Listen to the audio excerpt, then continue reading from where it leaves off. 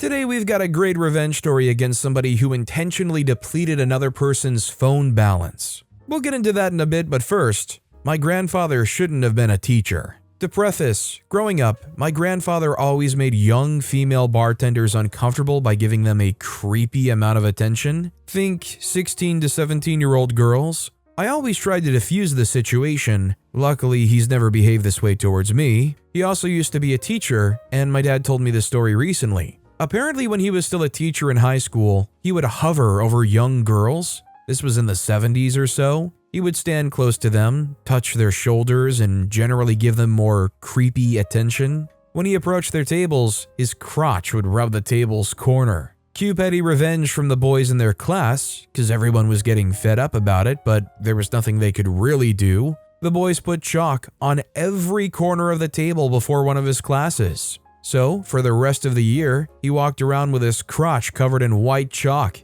He isn't the most self-aware person, so he never noticed. My dad was friends with some of the people who did this, so that's why he knows. Beyond his horrendous behavior, I think what hurts me the most is the fact that OP's dad was friends with some of the people who did it. So imagine, not only do you have a creeper teacher going around at your school, it's your own father. I would be mortified. Also, hi, I'm Steven, and if you guys enjoy stories of revenge like these, make sure to hit those like and subscribe buttons down below. That said, our next story is standing up for myself. When I was in college, we had a bar within walking distance we would frequent. One night, I go up to the bar to order a drink. There's a lovely girl who I instantly wanted to talk to. I broke the ice and I offered to buy her a drink, but the catch was that she had to dance with me for one song. She eagerly said yes, and we were off to a great start. Until we turn around, drinks in hand, and take one step toward the dance floor. She sees some other dude, gets excited and hugs him.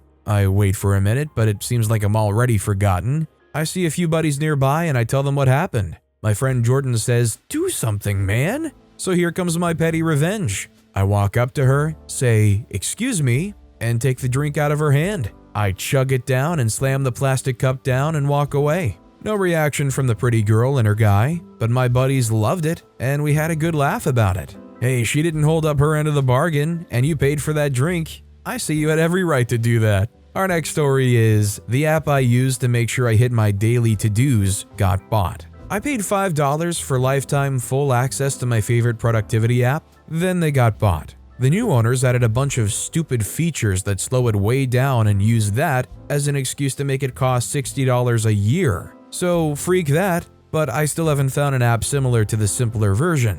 I emailed them and updated my 5-star App Store review to 1 star, and you can see so many reviews complaining about the same thing that they don't even respond to. What a way to start out with your existing customers. Well, it seems like they can't take away my access to the full version, so every day, several times a day, I open this app and get a splash screen telling me to buy it. And every day I X out of that message and continue using the app just as I had before. I don't even notice it anymore. It's been like this for months. They probably don't notice, but it makes me feel slightly vindicated every time. As long as you can do what you used to do with that app, I say keep on using it. You paid for it, but keep that 1-star review up. I'm right there with OP. If I gotta X out of a pop-up every time I use it, it's just going to become routine. It's going to be nothing. It's like the WinRAR pop-up every time you open a zip file. At some point, you just have it mentally completely tuned out. You just expect it to pop up and hit close immediately. And now's a good time for everybody who wants to say use 7-zip instead to do so in the comments.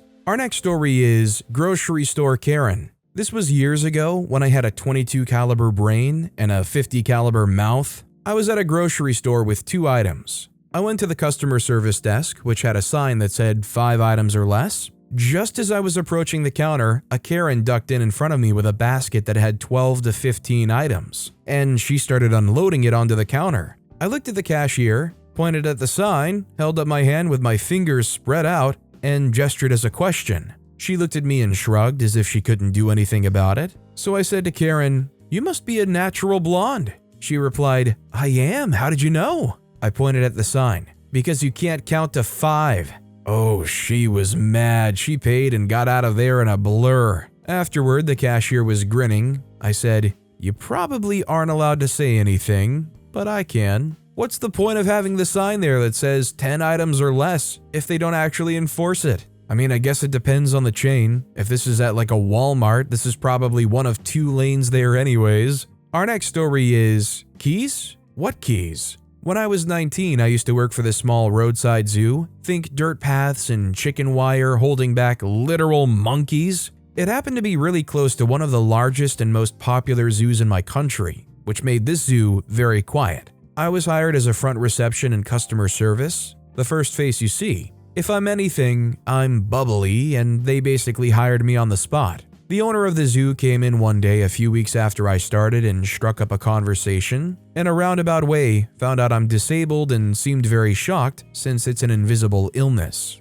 This was the beginning of the end. I just didn't know it yet. Unfortunately for them, I was incredibly good at my job. Customers were happy, office was clean, and I was finished with the work they gave me with half of my day empty and boring. The head zookeeper was young, short, attractive, and had a temperature that could rival Regina from Mean Girls. I tried asking for my responsibilities with a background in art. I offered my skills and knowledge in other areas just to fill my day, and was met with a screaming, almost 30-something man on his tiptoes, spitting in my face that I needed to sit down, shut up, and smile for the customers. So I did. That was until the incident. One day, a friend of the owner's drops in this pair of birds as a surrender. This cute little white cockatiel and a blue Indian ringneck. I own a bird, and so when they put them in an old cage next to the office, I was very excited. I wasn't to feed them, but I was allowed to talk to them. The days went by and the ringneck became very wild and unhappy.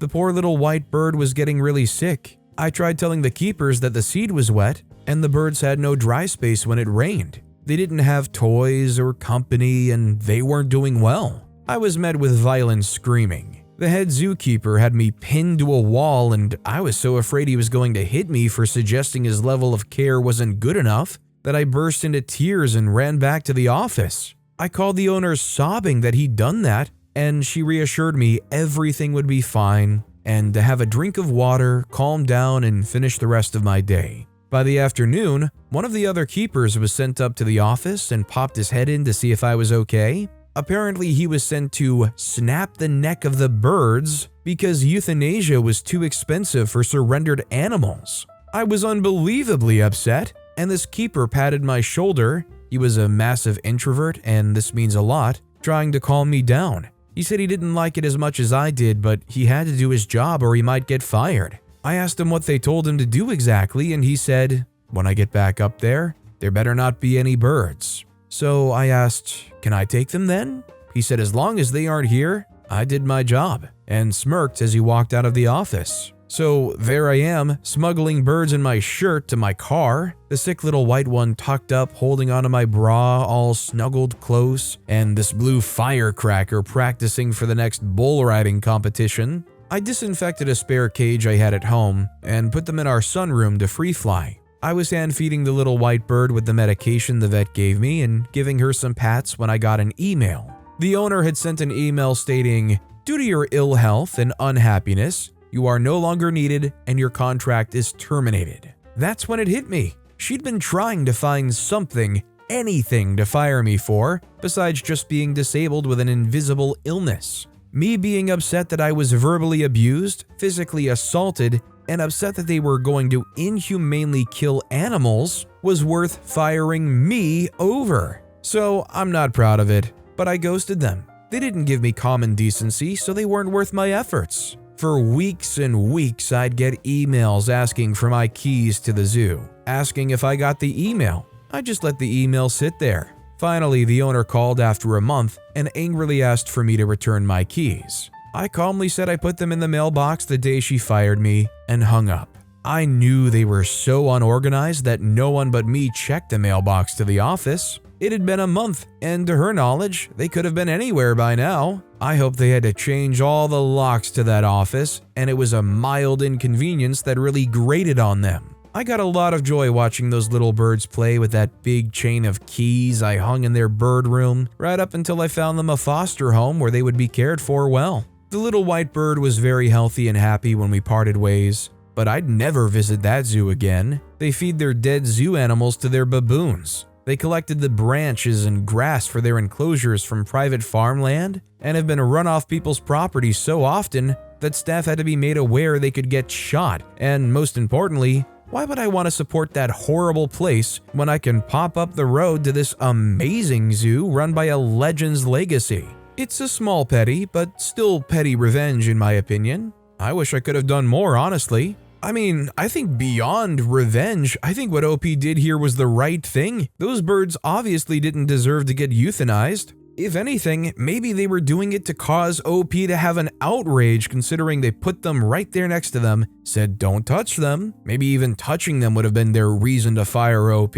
And maybe they were trying to cause an uproar for euthanizing the birds, I don't know. I don't know if there's some regulatory body that could shut down this place, but it sounds like they're not treating these animals right. I feel like they should be reported somewhere or at least be spoken out against pretty publicly if they aren't already. Let alone the fact that there's a better zoo nearby. I think it's the fact that they're so dumpy and slimy that would contribute to them being so poorly visited. Our next story is, there are people who use this footpath you blocked with your car, you know? So I was living in this massive block of apartments near a small creek. The bank on which the building is built is well above the creek. And there's exactly one path that leads down to the kids' playground where moms take their kids and babies in strollers and people walk their dogs. One beautiful spring morning, I walked with my dog to the beginning of that path and found a car parked on it, occupying the whole width of the path. There was a massive pile of snow left on the path,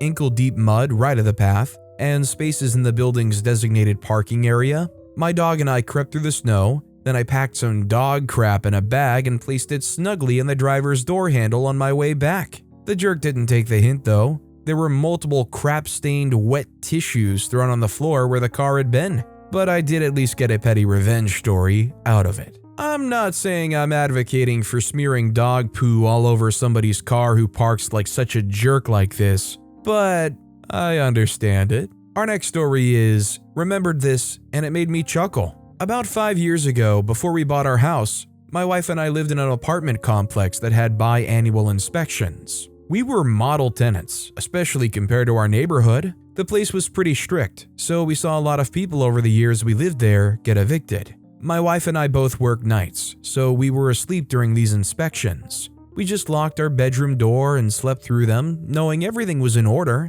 The last one before we moved out had a handwritten bit on the standard notice of inspection stating that they absolutely needed to see the inside of the master bedroom. Okay, so we sleep during the day and had extreme blackout measures in our bedroom, all in accordance with lease rules. So for this one, we left the door unlocked and I stuck my wife's suction cup you-know-what stuck to the wall next to the light switch. So my question is, I guess, is this suction cup you-know-what stuck to the wall next to the light switch also in accordance with lease rules? I mean, I'm no expert with leasing rules, but I would suppose that there's probably not any subsection about sticking a you-know-what on your wall, as long as it doesn't have such strong suction that it would damage it. Our next story is, I must have picked it up from you, father. Here's a short tidbit from when I was a young child. I'm the oldest child and have a younger sister. Let's call her Eliza. Eliza became a bit of a potty mouth after she started school. My father complained that it was my fault and that Eliza must have picked it up from me. I had to nip this in the bud. I cannot be held accountable for every single transgression of my sister, so I came up with a petty plan. I purposely dropped a pen in front of my father and swore in frustration. "Hey, you don't have to swear," my father remarked. "Sorry," I said. "I must have picked it up from you." I'm surprised that it actually worked. My father stopped blaming me for Eliza's wrongdoings from then on. Instead, he would just talk to Eliza directly. Thankfully, my father had insight and was not the kind of person who would discipline me for talking back to him. I'm really glad for OP's sake that they clarified that last bit. I feel like a lot of people who are willing to blame you for your siblings' transgressions would also probably overlap with being the kind of person who cannot tolerate having an actual conversation where you disagree with them. Our next story is, jump the line at the grocery, huh? Very petty, and yet it's a business day at the grocery and all the lines are long. They get another cashier going and a few of us move to it. This is back before self-checkout. Then a lady pushes past from the back of the line to jump in front of me. "Hey," I say. "Come on, really?" She says nothing but smirks a little and stands her ground. My eye contact with a few others in line confirm, yeah, that was a bench move. I begin to quietly berate her, G-rated stuff, "Wow, not cool," etc., and she turns away to ignore me. Aha. I continue to berate her to keep her turned away and start taking things out of her cart. This looks important. Oh, I bet the kids wanted this candy. I'm putting a few things in my cart, but most goes on the gum rack and the underbelt where the small baskets live. I even got a few off the belt after she unloads. She never sees it. Hopefully she figured it out when she finally got home and the family's asking for the barbecue sauce and snacks. I don't blame OP, but I do feel kind of bad for the kids that might have had their favorite candy coming home or whatnot, or Uncle Mark Zuckerberg was going to come over and all of a sudden you don't have the sweet baby Rays. Our next story is, try to steal my car? Enjoy losing your partnership? This is something that happened a long time ago, but it still tickles me. I was young and had had my little hand-me-down Acura Integra since I was 16. My parents let me borrow it and I paid for everything, repairs, insurance, gas, etc. When I graduated high school, it was my graduation present. I had actually paid about $1,000 to them to cover insurance for a long-term time, not long before they dropped having me pay for insurance because neither my sister nor stepsister were paying for theirs. My stepdad was a mechanic and specialized in cars made for racing and car shows. He and his boss had had their vehicles featured in car magazines that were sold internationally. He took care of the repairs for it, and I paid for parts. When I got to be around 23 to 24, I'd moved pretty far away. So obviously my stepdad wasn't taking care of the repairs anymore,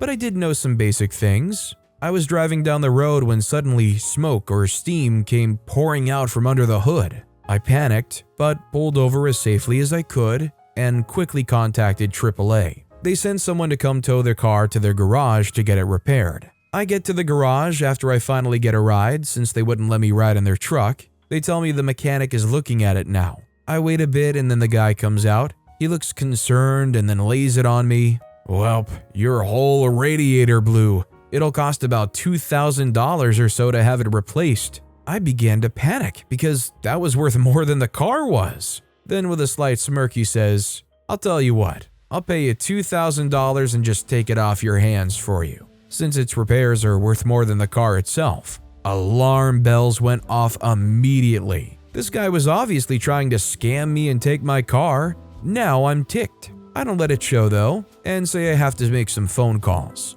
I step outside and walk around and peek into the garage bay. The guy steps back into the garage and goes to his bench and starts chatting with the other mechanic. He's grinning up a storm, and plastered all over his workbench are photos of modified cars. One of the photos happens to be my stepdad's boss's car, which is a bright yellow Acura Integra and hard to miss. It was the one at the front, and it all clicked into place. I called my stepdad and asked him about how likely it was that the radiator had completely blown. He said that it was highly unlikely, but not impossible.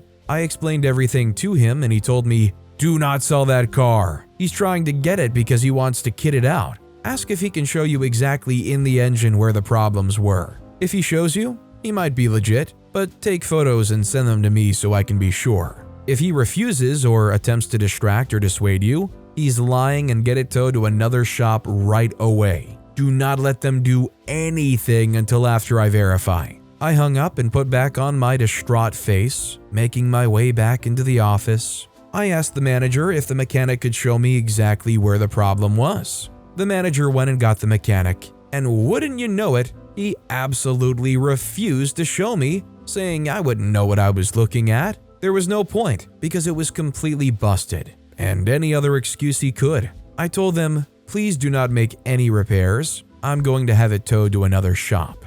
They got angry and tried to dissuade me again, but I wouldn't budge. I called AAA to see if they would cover having it towed to a different location. They said no and that it had already been taken to a AAA garage, so any other towing would be on me. I arranged my own tow and had them tow it to a shop right next to where I was living that had the best reviews in town. The reviews all made a point of saying that they never tried to get people to do unnecessary repairs and often did their best to save people money. One even said they had taken it to a different place and they tried to get him to do a bunch of stuff before being brought there and told most of it was completely unnecessary. After I had it towed there, I got a call from AAA again. They wanted to know why I was having it towed to a different shop, as it seemed very odd and they were following up on that request. I told them everything. The lady was silent for most of my story. She asked me, "Do they have AAA logos on their vehicles?" I confirmed that they didn't have just one, but no less than 6 AAA logos on each tow vehicle they had,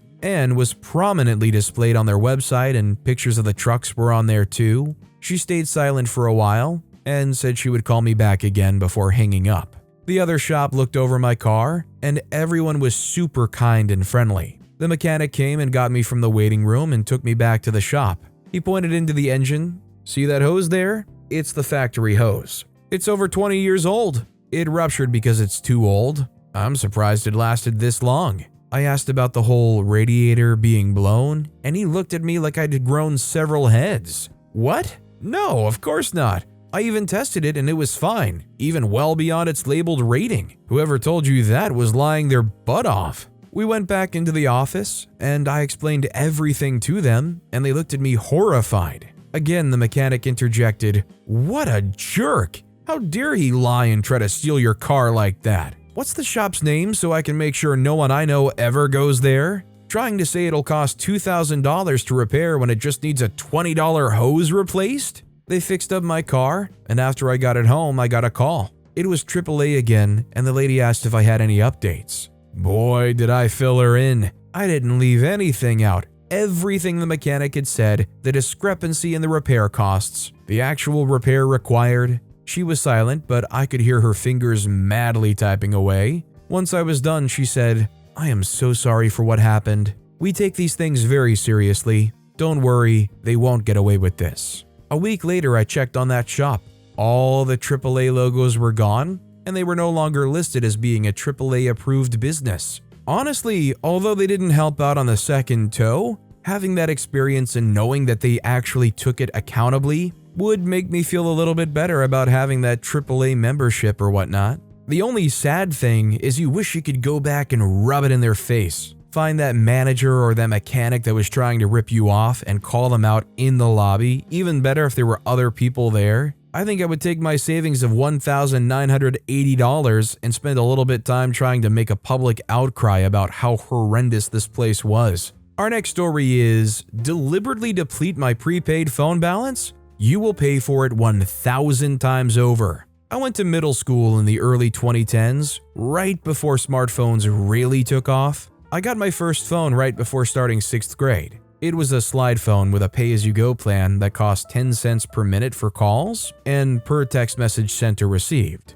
Worse yet, sending or receiving photos cost 25 cents each. It was very expensive, and my parents only gave me $100 a year for this. If I exceeded the amount, I had to cover the rest with my limited birthday and Christmas money I had. Fortunately, most of my friends were good about helping me preserve the balance. They would call and I'd let the call drop, but immediately call back on a landline so it wouldn't count as a call, and they would email me or message me on Skype for most things. Everything was good until Derek joined the group in 7th grade. At first, we thought he was funny, but we quickly got fed up with him as he was very unpleasant and exhibited many antisocial behaviors. He started drama within the friend group and also caused issues between us and other kids outside of the group. He was manipulative and always played the victim when others rightfully called him out on his crap, and he knew how to charm parents. So getting rid of him was easier said than done. He was the one friend who didn't respect my phone situation. He very frequently texted me dumb memes, even though I told him multiple times to just email or Skype them to me instead, since picture texts cost 25 cents each. Unfortunately, blocking phone numbers was a feature that was unavailable for this pay-as-you-go plan, so there was nothing I could do as he spammed my phone. One day he got mad at me for some reason and spammed my phone with memes. He must have sent me over 100 lolcats over text. He kept sending them until I lost service since my phone balance was depleted. I had lost the $40 remaining in my account as a result. I was extremely ticked and demanded that he pay me the $40 he had cost me, and he refused and said it wasn't his problem. I got home from school really upset and told my dad about the situation, expecting him to go and tear Derek's mother a new one and demand the money, but my dad said that it wasn't worth the battle. I even asked him about a small claims court, but he said that not all battles are worth fighting and that the effort wasn't worth $40. He took me to the carrier store and loaded $50 onto the phone. The carrier changed my phone number, and they managed to block Derek's number. They had initially said that blocking phone numbers wasn't possible with this plan, but my dad insisted and would not leave the store until they did it. I was extremely paranoid about my phone number being leaked and other kids spamming it to freak with me. Fortunately, my parents got iPhones that summer and got me one too, and the new family plan had an unlimited text plan. Nonetheless, I was ticked at the $40 he essentially stole from me out of malice. Fortunately, not too long after, there was a big blowout between Derek and the rest of the friend group at the end of the school year, and we permanently kicked him out of the group. He was an outcast the following year in 8th grade. Nobody was tolerating his crap anymore, and he changed schools the year after, and we never heard from him again. Fast forward to a few years ago, I was back home for a few months between graduating college and starting a new job on the other side of the country. I went out to some garage sales one Saturday morning, and I ended up at Derek's house. I recognized his mother, but I don't think she recognized me. I guess glasses and a beard is all you need. I noticed some Pokemon napkins out for sale, and when I picked them up to look at them, Derek's mom said that her son had been obsessed with Pokemon for his whole life, and that she was tired of Pokemon stuff occupying her home for so many years. I said that these napkins were for my younger cousin who's really into Pokemon, and asked if she had any more Pokemon stuff. She said she didn't know people were still into that, and that there were a few boxes in the attic with her son's old stuff. She actually took me inside the house, which I never imagined I'd set foot inside ever again, and let me climb up the attic ladder and take down several large boxes to look through. The first one had Christmas ornaments in it and other junk, but I freaked out inside when she opened a box jam-packed with Pokemon video games in the original boxes, though I kept my cool on the outside. The whole reason I'd agreed to go inside in the first place was because I was holding out hope of this exact scenario happening. See, I knew Derek was obsessed with Pokemon. Our friend group liked Pokemon back in the day, even when other kids thought it wasn't cool. But Derek was on a whole different level. He bragged about his Pokemon collection all the time. At the time, he had every single main series game in the original box and in mint condition, as he always had to add in. I went to his house once and he was showing me his collection. He yelled at me for touching one of the games. Nobody was allowed to touch them except him. He had many older Nintendo games in excellent condition, but Pokemon was his favorite. He had a couple incidents with his mom damaging or throwing away his things. It wasn't out of malice, but just ignorance, as she didn't think the games or collectibles had any value. Fast forward into the present day, I was thinking about this when I asked his mother if she had any other Pokemon stuff. She ended up bringing out the mother load. We opened all of the boxes she had me bring down. Within the boxes, there was the beloved collection of Pokemon games, all very well preserved, as well as several Nintendo consoles, hundreds of games, 24 binders full of Pokemon cards, and there was also a box of many Lego sets, with the original boxes and everything, with many old Star Wars sets. When I saw Jango Fett, I knew I struck gold. I told her that I like old Legos as well and asked her how much for the 5 boxes of games, cards, and Lego sets. And she thought for a second and said, $100 a box, or $400 for all 5. I told her I would take it all and hauled butt to get to an ATM. I loaded the 5 boxes into my dad's truck and immediately drove home. I knew there was potentially tens of thousands of dollars of goods here. This was the score of a lifetime, and I finally felt vindicated for the $40 Derek had taken from me all those years ago. I ended up giving all the stuff to my uncle, who's a hobbyist eBay reseller. He offered to sell it all. He was willing to go through the effort and sell everything individually, and despite my insistence, He said he wouldn't take more than a 10% cut of the profits after all fees and taxes. We went through and logged every single item along with the estimated value, and the total of the whole lot was about $40,000. 40,000 was a poetic number since this was 1,000 times the value of what Derek stole from me all those years ago. My uncle sold most of the lot before the end of the summer and ended up writing me a check. Though it was considerably less than $40,000, it was still a life-changing amount of money for me. I was able to pay off my remaining student loans and put the rest towards a down payment on a new car. Man, it really sucks to make some enemies as a kid, huh? You know, those kids grow up and they get a little bit more powerful sometimes. I almost kind of feel bad for the mom because they just didn't know the value of what they had. And I mean, you can't help but feel bad for Derek when they're inevitably going to come back home and find out, oh yeah, I sold it for $400. Just your life's collections being pawned off for 400 measly bucks. But with that being said, that's all the time we have for today. Now, if you want to hear another crazy revenge story, check out that video on the left. Or if you missed my latest video, check out that video on the right. That said, I'll see you all next time with some more stories.